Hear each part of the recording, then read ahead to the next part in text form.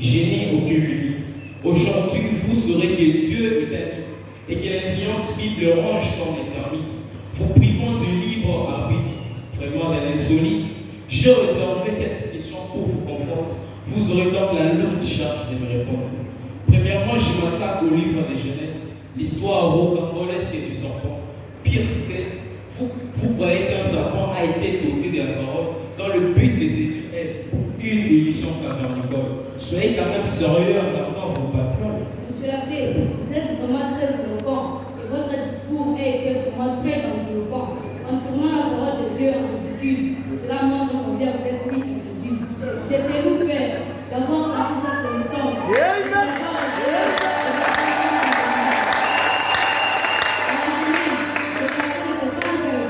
Il était les plus rusés, il était géant, il était habile, il était semblable à l'homme préhistorique.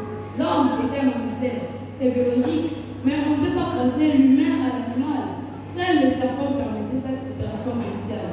Alors, oui monsieur, le serpent a été doté de la parole.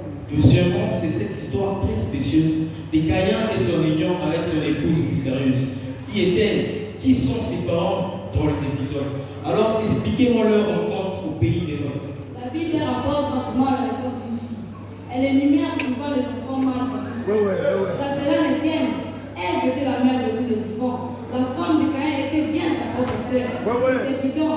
Ses parents étaient Adam et Ève, tout simplement. Un Dieu d'amour peut avoir de la discrimination. Depuis les seins de Rebecca, il a eu Esaü sans ambition. Quel mal Esaü a fait pour mériter cette malédiction? D'autant plus que Jacob a fait plusieurs usurpations. Mon Dieu est Dieu, et il va connaître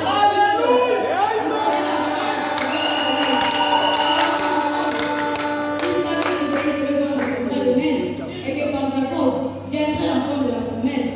Alors, oui monsieur, mon Dieu est omniscient. Amen. Ça lui dit grave. Tu vois que Dieu sait tout, qu'il voit vraiment tout et qu'il est présent partout.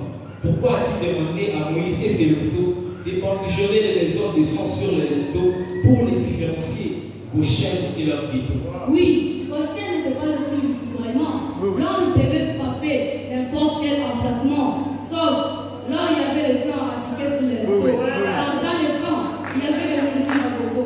Quand le sang fut trempé dans l'hysope, mis au lecto, Israël a été totalement délivré, sans laisser aucun impôt. Alors, oui monsieur, c'était le signe de l'identification. Jésus-Christ a toujours fait polémique pour la religion juive.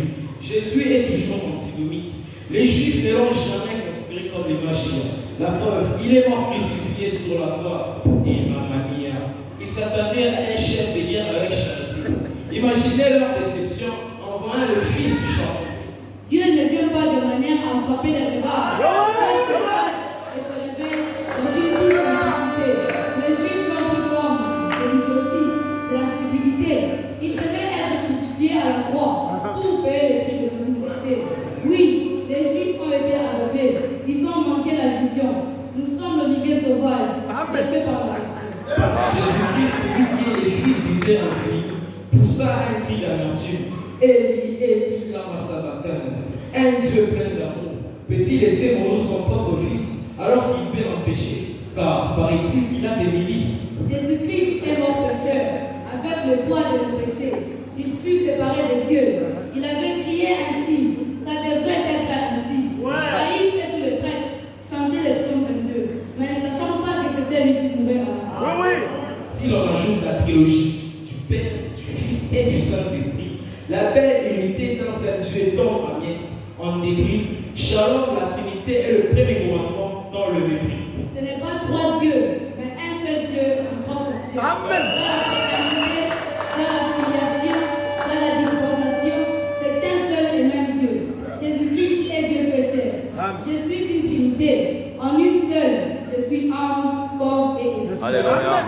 En effet, les dieux de la science Albert Einstein disait, la Bible est une collection de légendes et de contes de fées, certes honorables mais primitifs et infantiles. Chaque chrétien, excusez-moi, je m'emporte toujours sur des sujets particites qui polluent notre univers. Pour conclure, la Bible est un plus leur enseigne. Fixez les yeux vers Jésus-Christ pour savoir l'ensemble. Amen. Sinon, c'est une vache qui bouge l'arbre au sommet d'un arbre. Amen. Amen.